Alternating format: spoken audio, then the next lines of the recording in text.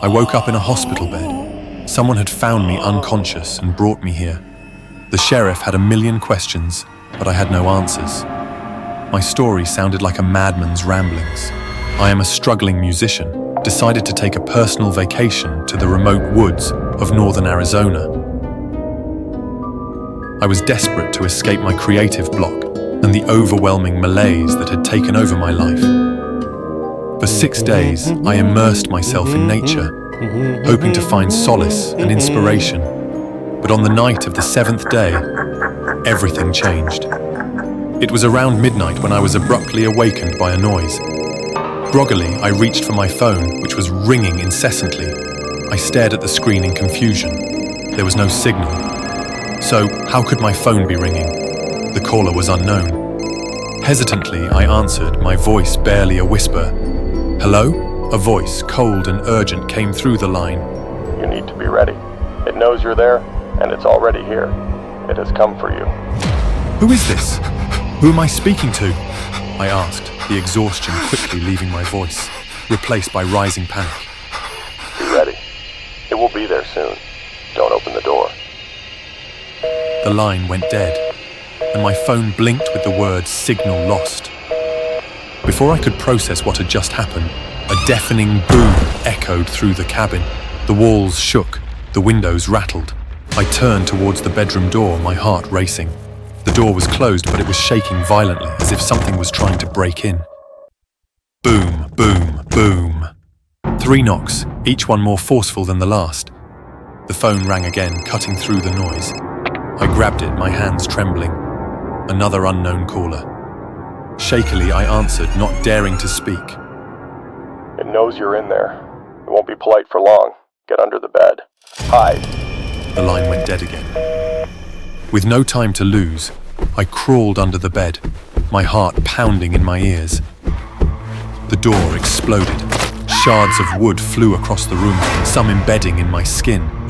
I bit back a scream, tears streaming down my face from the pain. In the doorway stood a pair of feet, massive legs that looked like tree trunks, covered in mossy green and brown, with a texture so wooden it seemed inhuman. The creature's heavy, ragged breaths filled the room, along with the stench of rot and decay. It was a scent so putrid I had to cover my mouth and nose to keep from gagging. The creature circled the bed, its presence overwhelming. My blood ran cold as the temperature in the room plummeted. I could see my breath as it let out a roar that shook me to my core, a sound like a mix of a jet engine's roar and a grizzly bear's growl. Just as it seemed the creature would flip the bed and find me, it stopped. It turned and lumbered out of the room.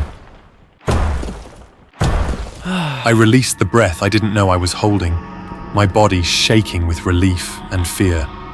The phone rang again and I answered it, my voice a desperate whisper.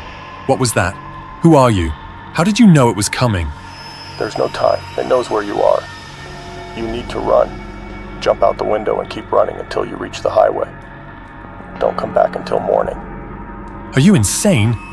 How can I outrun that thing? You have to. It's the only way. The line went dead. I didn't have time to think. I bolted toward the shattered window, adrenaline coursing through my veins. I dove through, slicing my arms and legs on the glass. Ignoring the pain, I ran. The creature was alerted and began to chase after me. Its massive body, reminiscent of Bigfoot, caused the ground to tremble with each step, and trees fell in its path. I ran through the forest, the sound of the creature's heavy, ragged breaths and the crunching of underbrush behind me.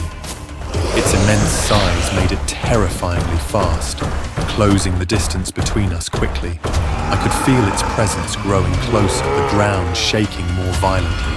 I dared not look back. The creature roared again, a bone-chilling sound that spurred me to run even faster. Suddenly, the forest cleared, and I saw the faint glimmer of the highway lights ahead.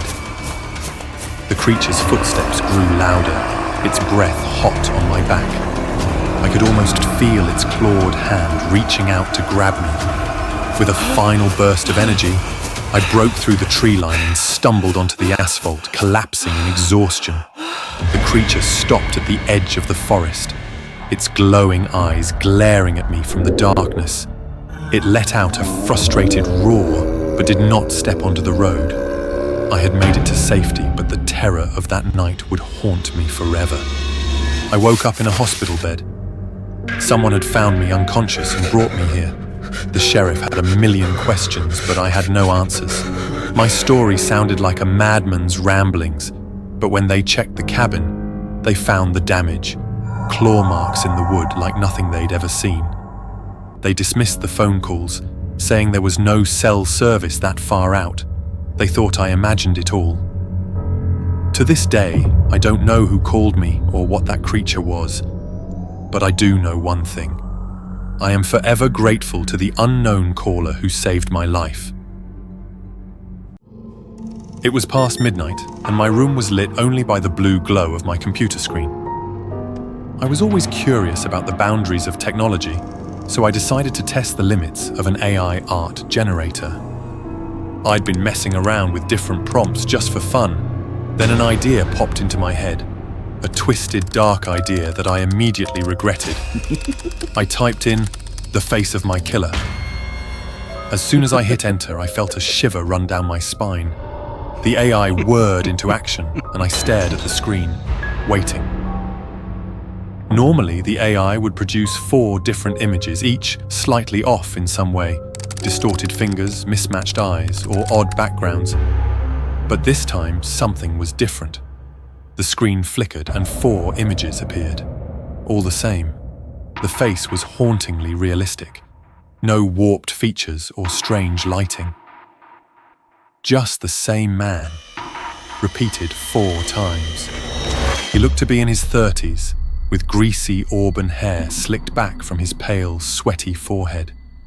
His lips curled into a sneer, as if mocking me for even daring to summon him.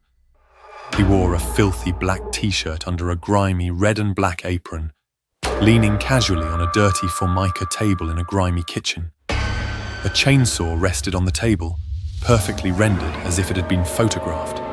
But it was his eyes that caught my attention.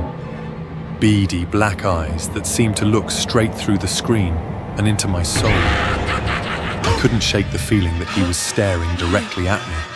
The clock on my screen read 1:13 a.m. How long had I been staring at that face? Anxiety clawed at my chest, and I had an overwhelming urge to delete the image, block the AI. But instead, I typed in a new prompt. The face of my future lover. The AI churned out distorted, shadowy figures, none of them remotely similar to the man in the previous image. I tried other prompts. A friend's face, my next-door neighbor, a stranger at the park. Nothing. No matter what I tried, none of the images came close to resembling the man who seemed so real, so present. Maybe it was just a glitch, I told myself. A one-off error in the software. But deep down, I wasn't convinced. Hey, Bobby!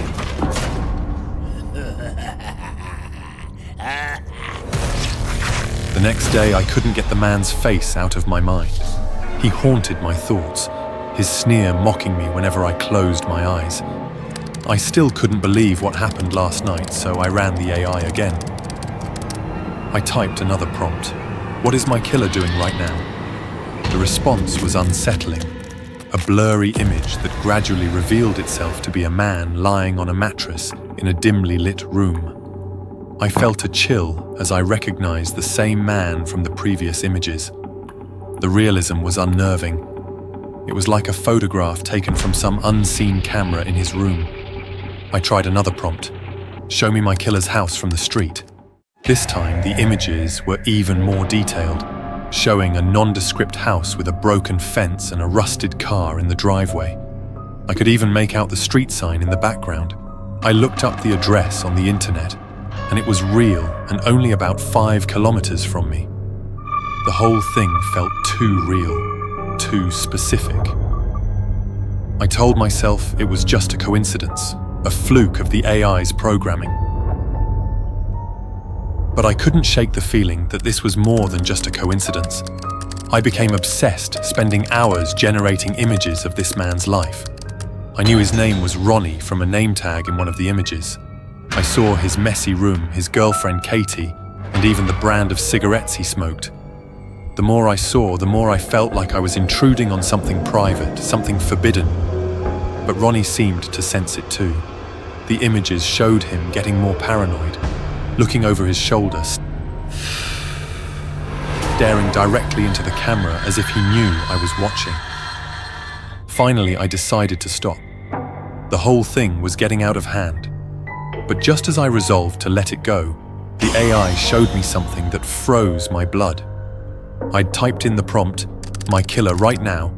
Ronnie stood in the dim kitchen, gripping a saw, its blade slick with blood. His eyes locked onto mine with a twisted grin, daring me to move. On the floor, in dark, smeared letters, the chilling words "I can see you too" were written in blood, adding an air of ominous dread that made my heart race.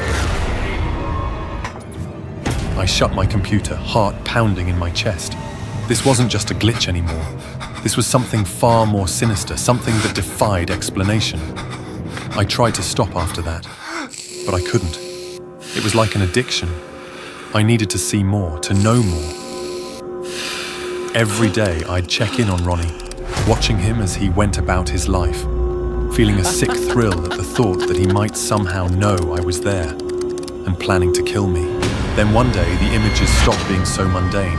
I typed in, "My killer, current location," and the AI generated a view of a street that looked unsettlingly familiar. It was my street. My hands shook as I refreshed the image, again and again, watching as the figure drew nearer. It was Ronnie, without a doubt. He was coming for me. Panic set in. I locked every door and window, grabbed the largest knife I could find, and sat in the dark, waiting. My computer screen showed my front door now, the image slowly processing. I didn't need to look. I already knew what it would show. The doorknob rattled. My breath caught in my throat as the door slowly creaked open. I raised the knife, my heart pounding in my chest. There he was, standing in the doorway, exactly as the AI had shown him.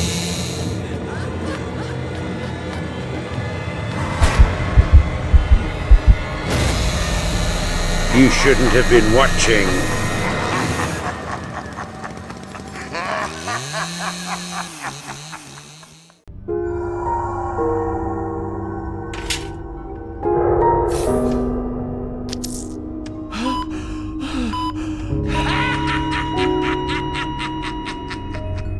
I remember the first time I met Connor. He was kind, caring, and always ready to listen.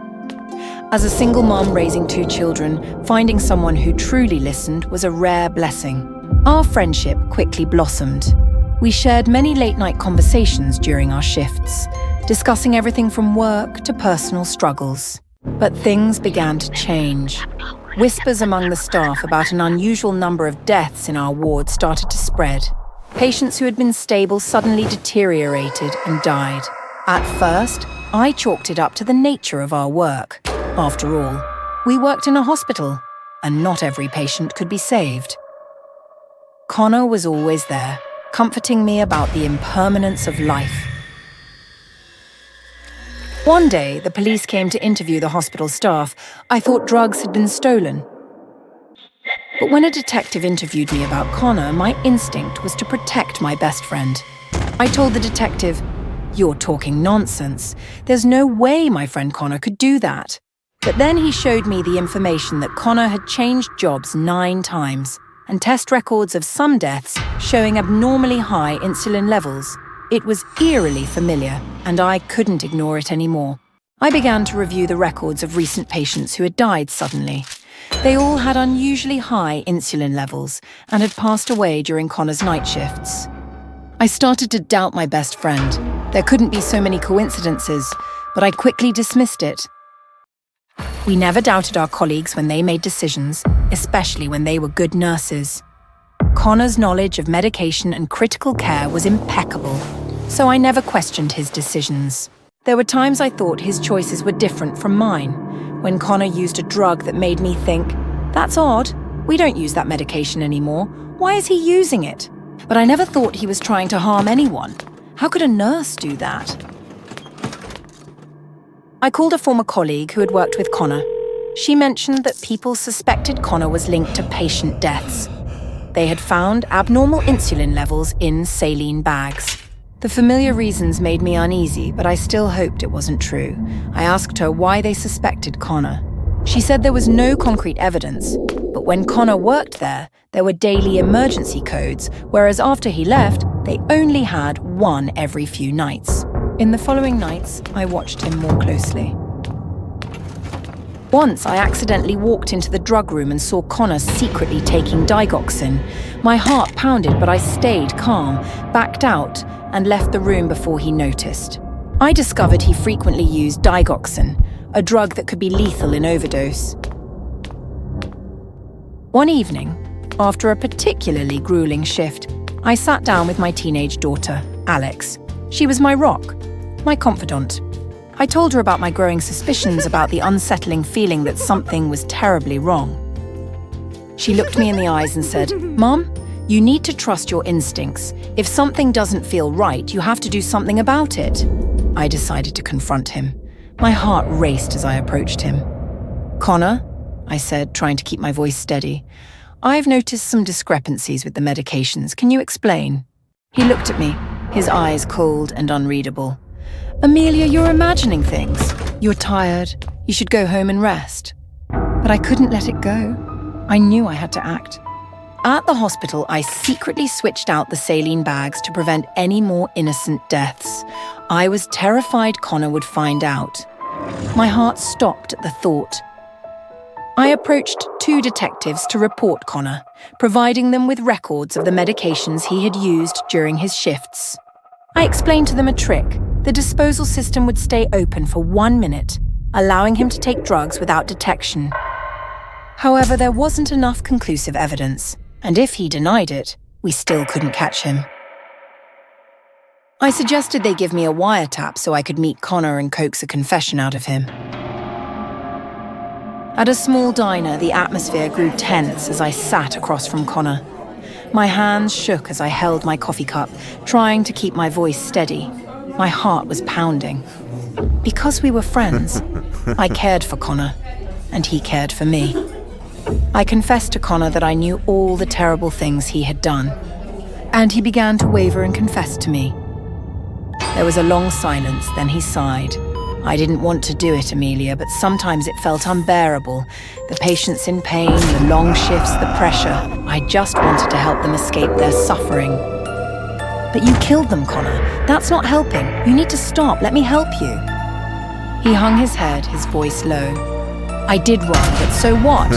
He moved closer, his eyes filled with menace. Amelia, do you think you know everything? Do you think you can judge me? Just then, the police burst into the room. Connor was startled, his eyes wide with horror. I knew we had enough to arrest him, but my heart ached, realizing that my closest friend was indeed a serial killer. Connor was arrested in 2003. He confessed to killing up to 40 patients and was sentenced to 11 life terms. However, investigators believe the actual number of victims could be as high as 400. I visited him in prison but never got the answers I wanted. When he discovered my role in his arrest, all communication between us ceased. Although Connor was a good friend to me and we had many fond memories, the truth is the truth. He was a serial killer, and that's the punishment he faced. I believe I did the right thing. I hope the families of the victims find the solace and justice they deserve.